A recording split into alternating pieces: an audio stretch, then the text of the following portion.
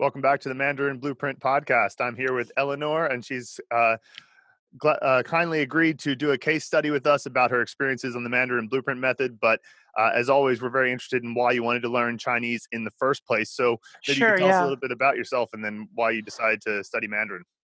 Right. Well, yeah, my name's Eleanor. I decided to study Mandarin because I basically have a client that is my primary client is in Beijing, and and I work in a creative industry, so I'm a professional game designer, and several of the people who work there are great at English and can easily understand even like creative ideas spoken quickly.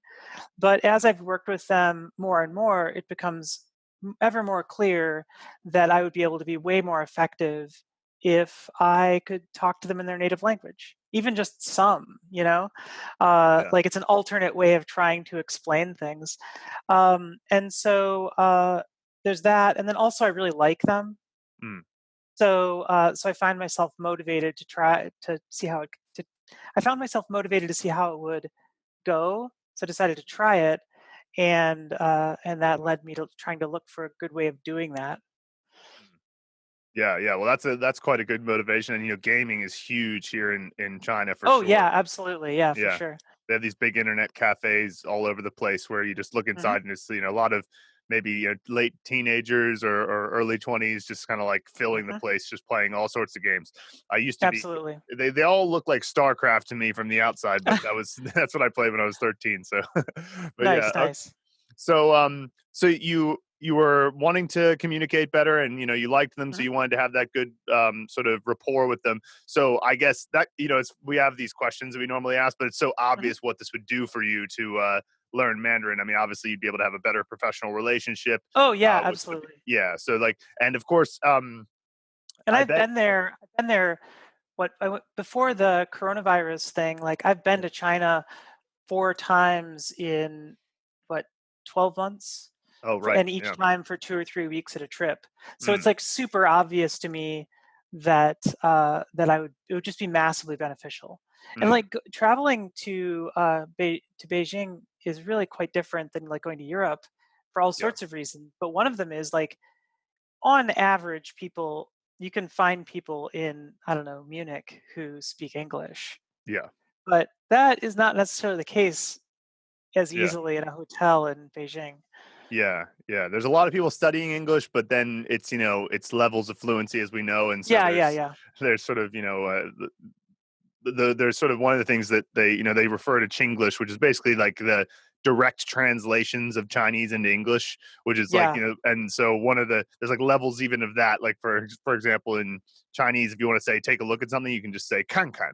And so Mhm. you'll know that somebody's really early in their English if they're saying like look Look, at look. something, Yes. and so that'll happen. So yeah, if you learn even just a little bit of Chinese, that'll help a lot with going to Beijing. Yeah, sure. Totally. So, well, that's great. Well, that means that your motivations are super clear and Mhm. super. You're not going to struggle necessarily to ask yourself, why am I doing this? Yesterday I had a call with a fellow named Joe who he's self motivated because he just likes the language, but he's like, I'm not going to go to China. I'm not planning on working in China. And I was like, I wonder if you'll stay motivated, but I'm sure that you Yeah, will. I don't So know.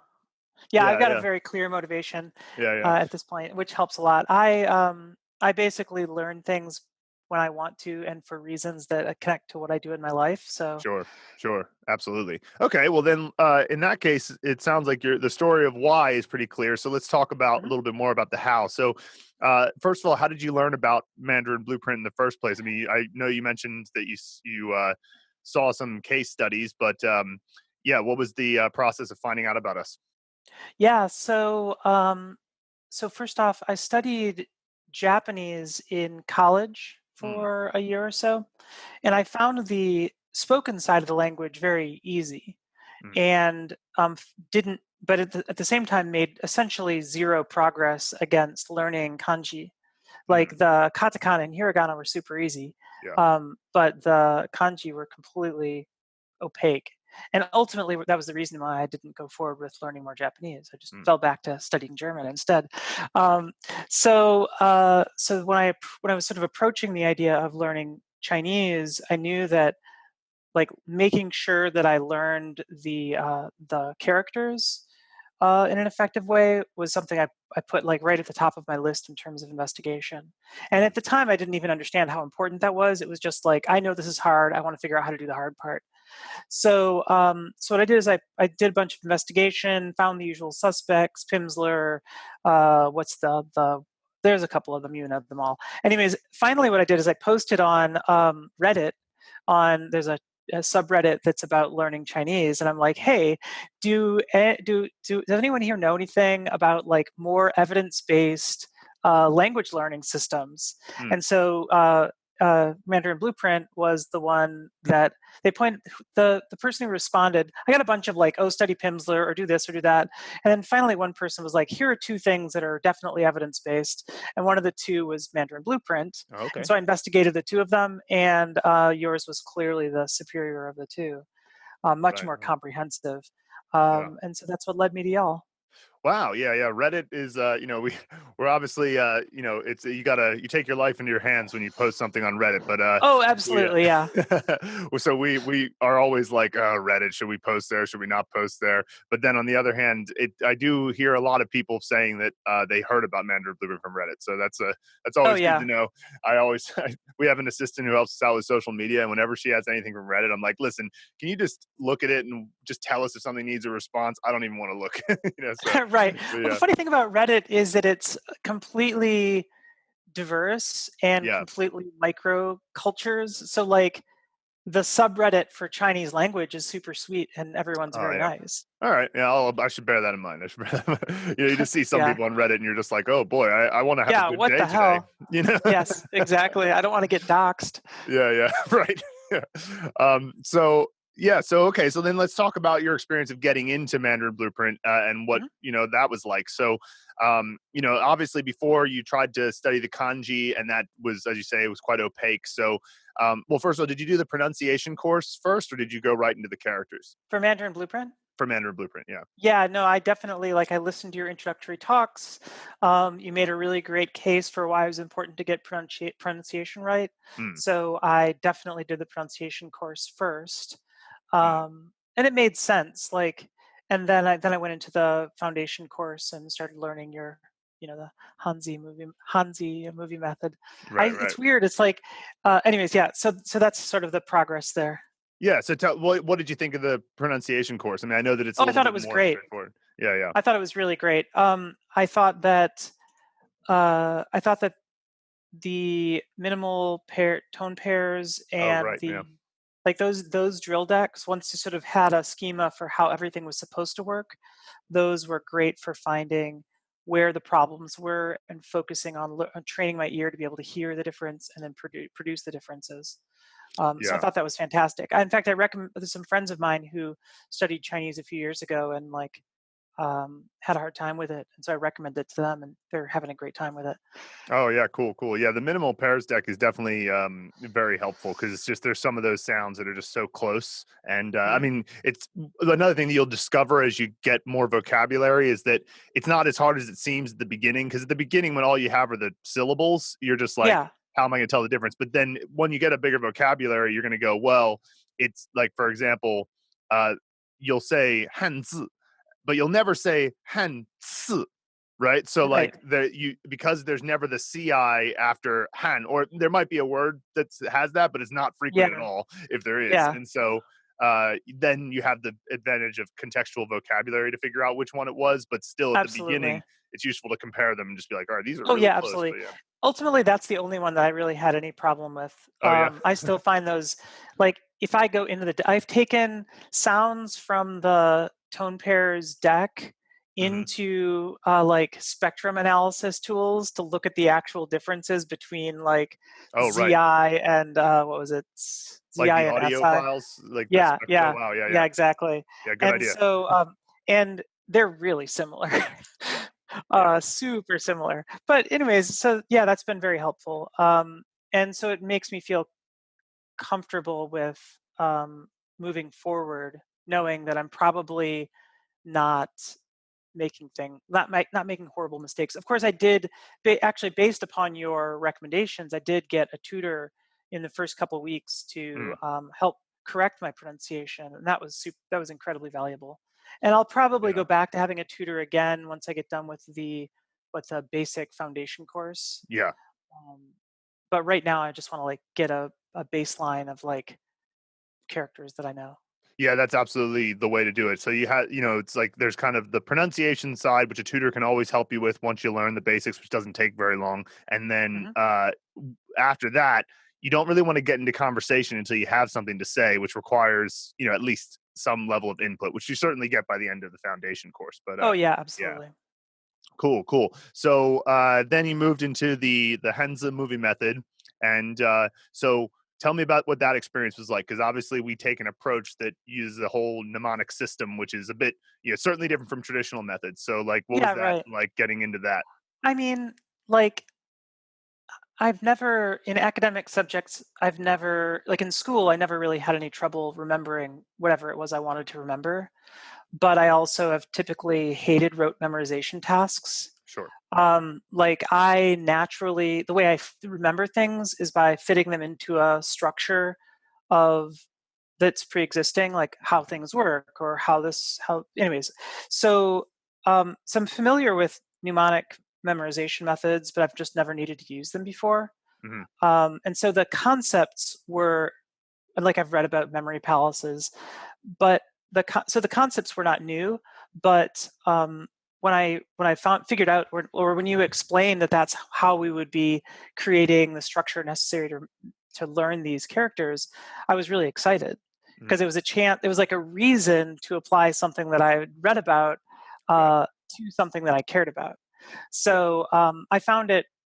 I find it surprisingly effective, and the way you've structured it, like split things up so there are more faces than there are places. I thought that was very smart. Yeah, it just works great.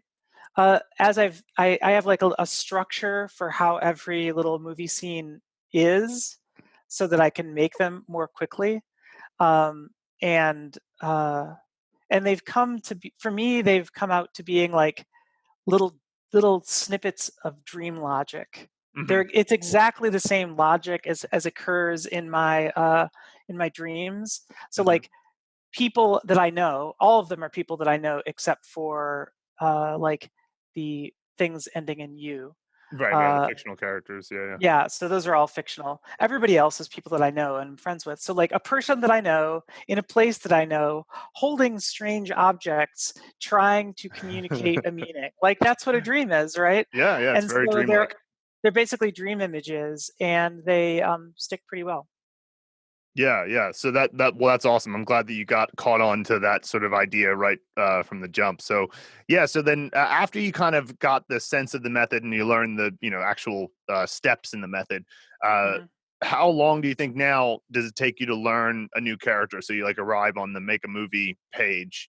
How long does Yeah. it usually take you to figure out? Okay, I've got it, and I'm going to move on to the next lesson Well, on I average. mean, like when I come into a make a movie page and leaving it, like it takes me 1 or 2 minutes, maybe Mhm. less, right? Because I have Yeah. a structure for exactly like how things go into the sentence or a couple of sentences that then go onto the card. Right. Yeah. But that's the easy part, right? Like Yeah. Yeah. Yeah. the actual repetition of it, like and like visualizing it strongly enough so that I remember it. I don't know, like so just creating the scene in such a way that it's coherent and will probably work takes a minute. But I don't Hmm. know, like probably like from there to I can hear that word in a sentence and Hmm. understand it and then write it down. That's probably, I don't know, 10 minutes of practice. Yeah, sure, sure. I mean, that luckily it's not like a linear 10 minutes. It's usually 10 minutes over. Like you'll Yeah. have the flashcards Yeah, come it's up and spread all out. that. It's So definitely spread out. But it yeah, piles up pretty fast, let me tell you. yeah. The flashcards will definitely they'll pick up. I remember when I was studying in university, which I always just took their curriculum and put it into my own system. Which Cool. is like that was the early days of Luke and I figuring out how we were going to make Mandarin Blueprint. But I remember I used to have like just a lot of sentence cards each day, but I was really devoted at the time. So I would just be like, okay, that's fine. It's just a part of my day is just getting sentences in. Yeah, totally.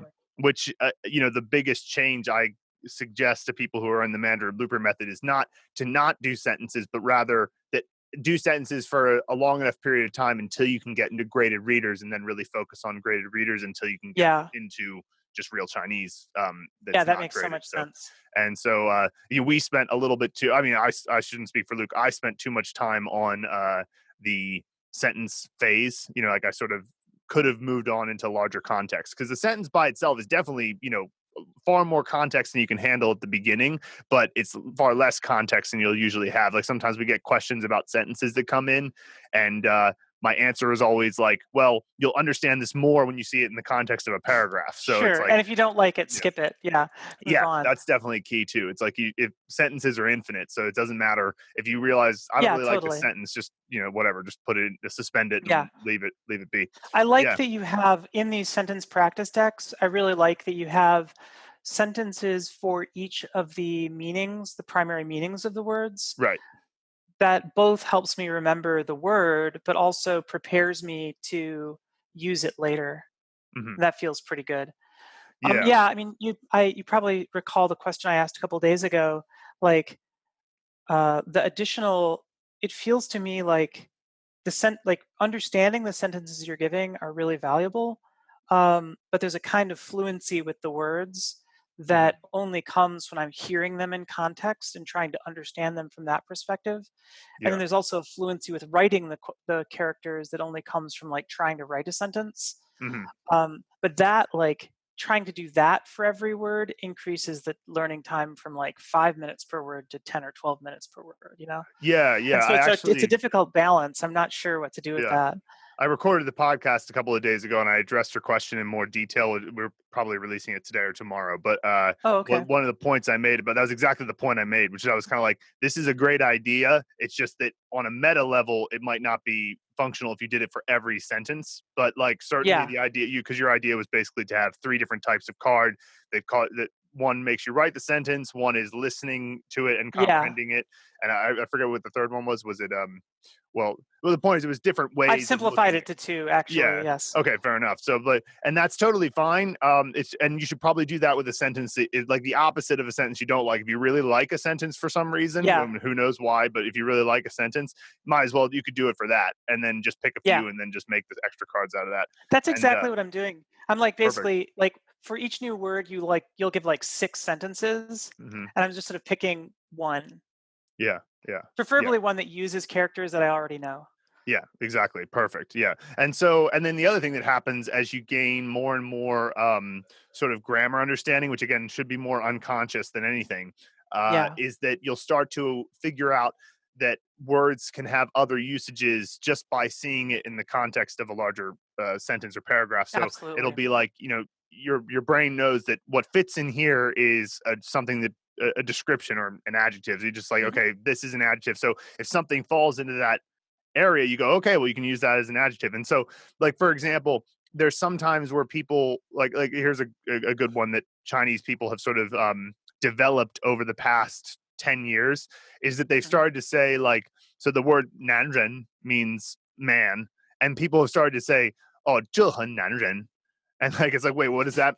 That is very man. Like it's weird. It sounds weird, but it's basically just saying oh, that's a manly thing to do or whatever, right? Yeah. And Right. so, and there's another one that's there's this character Jai, which means housing. So like Jai Hmm. is like the concept of housing in a city or something like that, right? Hmm. But then they started using Jai as meaning somebody who's a homebody. So they'll say 他很 Ah. right? And that's another example of like that developed in the past like 10, 15 years. That wasn't the way the word was used. So when you see something like that, and that's the type of thing that it's always, language is always evolving. So it's like Hmm. the fact that your grammar structures will be well in place. Then when you see and you know the characters, which is the two keys, but luckily grammar's fairly easy. The characters are hard part, but we kind of deal with that with the Mandarin Blueprint method. Hmm. And so it's like, then you start to see different usages just through that context. So for now, we're Absolutely. happy to share all these different usages, but eventually you don't really need them. We'll continue to do it through Absolutely. the intermediate course and everything, and we give a sentence for each common usage. But by the time you get to the intermediate course, it's like, yeah, you get it. It's sure you can use it Yeah. this You'll way, figure you it can use it out. that way, and yeah. Cool, cool. So thus far, what would you say are like the three elements of the Mandarin Blueprint method that have had the biggest impact? I would say the pronunciation course was critical Mm, for sure. Like, I don't know how a person would successfully jump into the foundation course without the pronunciation course. right. I think obviously the the movie scene framing technique is incredibly valuable and important. And then the third thing I would say that's great, like pivotal, is using the Anki decks. Mm, yeah. Like spaced repetition software is another one of these things where like I've read about it and I knew about the principles behind it, but I'd never before had need for learning, like perfectly learning a large set of information. And Hmm. so it's like I honestly don't see how a person could sensibly learn all this material without using that kind of a tool. It Mm, seems like it would just be incredibly painful. And so right. those are the three things that have really, like, honestly, like I'm going to keep using your structure, but like if I, now that I know those three things, like Yeah. if I had to, like, I know how I would learn Chinese going forward from here. Yeah, yeah. Yeah, sure. I mean, certainly our structure is well, there are elements to it that we put a lot of thought into. So I, like, Yeah, but I would, but still, I that's makes me really happy because I'm like, if you get that, then that means that you're like, even if you get through all the way through the intermediate course, and we haven't released the advanced course yet, which is probably going to take us about a year to develop. Like, sure. even if you didn't have that, you'd still know what to do. So like Yeah. that's great. That's I'm And very happy to hear that. incidentally, I can also see like the main reason why, aside from just like, hey, I like what you've done and I want to keep using it, Hmm. but the main reason why I'm planning on continuing forward using your structure, as far as it goes, pretty much, is Hmm. it's clear you've put a lot of effort into thinking about what order things should come in, Right. Yeah. Yeah, right? definitely. Lots of And analysis so there. right, and so that is not analysis that I can easily replicate. Mhm. And so, like, why should I, like, why bother? And in fact, honestly, one of the real problems with working with a tutor is the order in which she wanted me to learn things was haphazard, Mhm. right? Absolutely. Yeah. And so it was a little awkward. Like I felt like I was being pulled in two different directions. Mhm. And so finally I was just like, all right, I'm going to focus on one direction for a while. Yeah.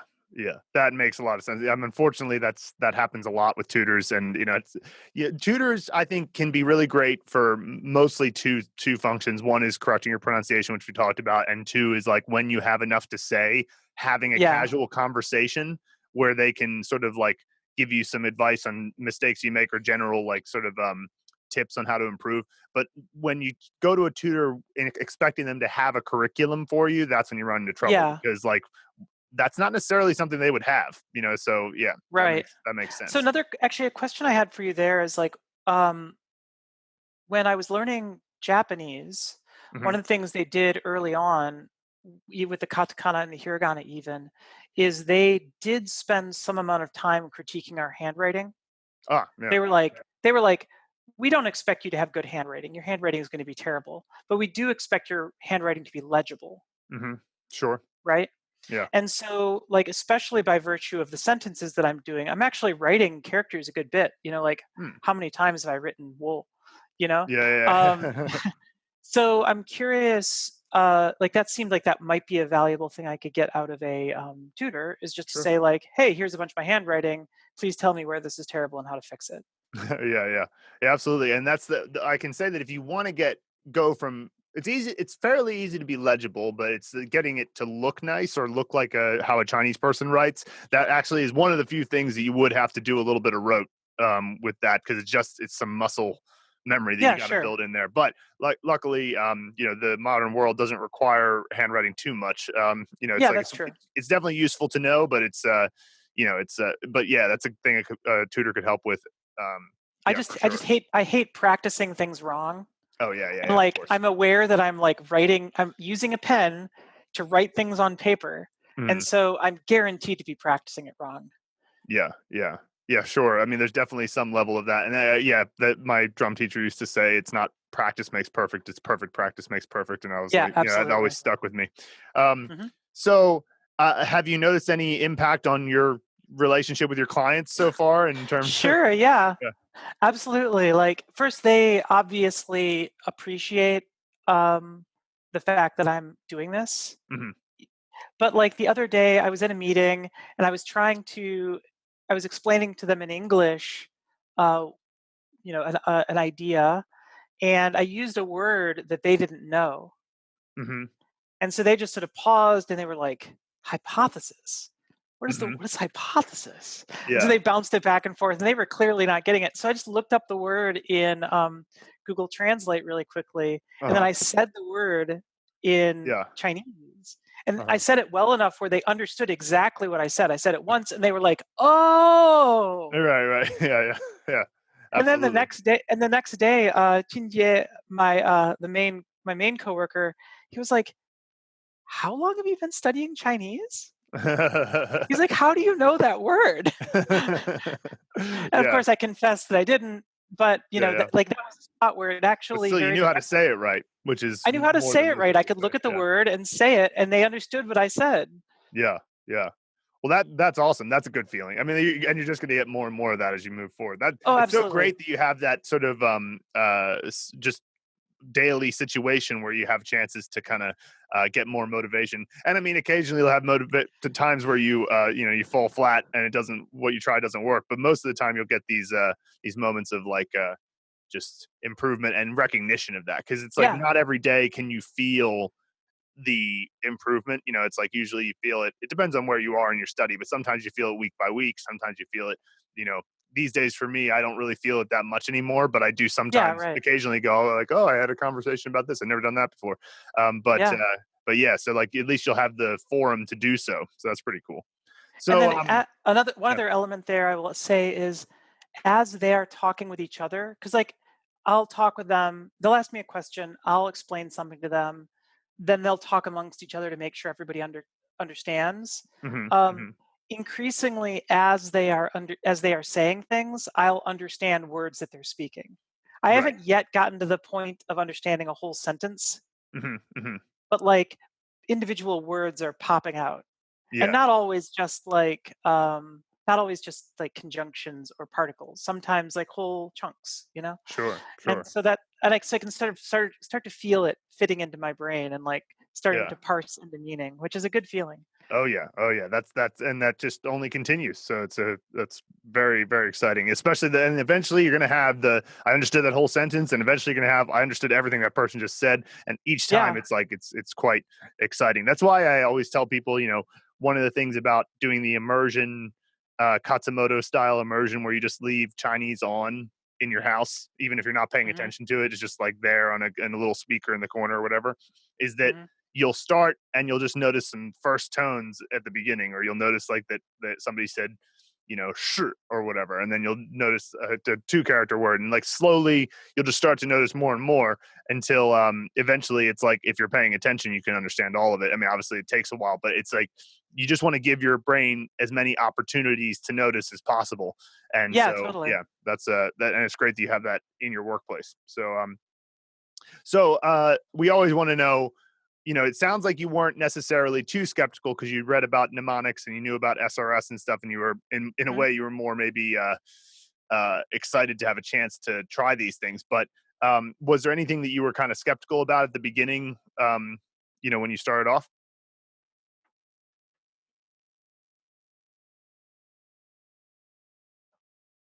Not really, no. Hmm. uh no, I would say I wasn't skeptical at all. Like y'all did a good job of explaining the principles of what you were doing, and Hmm. the principles you were explaining made sense. And then as I saw those start to implement, they worked. So Sure, sure. Yeah, we always ask because I mean, obviously, it's a little bit strange when we're like, your uncle's in the bathroom with a ferret, and they're like, "How is that going to help me learn Chinese?" So yeah, but it makes perfect um, sense, right? Like memory is about elaboration and yeah, yeah. and emotion. So Sure. Yeah, absolutely. Yeah, that's the thing that like these days when I do some kind of mnemonic memory, I've sort of what the all the memory champions they say the most advanced form of mnemonics is to take these emotionally impactful moments in your life and see how you can fit them into so like moments that maybe don't even have that much visually stimulating about them, but they're highly emotional, and then they make them yeah. like so much easier to remember. It's like Oh, oh, cool. it's my, like on the negative side, it's like it's my ex-girlfriend on the day she dumped me, or on Oh the positive gosh. side, it's like it's my it's the day that I saw, my mom after being away for a while or something like that. So you find these emotional moments and you see if you can connect them in some way. So Hmm. yeah, that's absolutely true.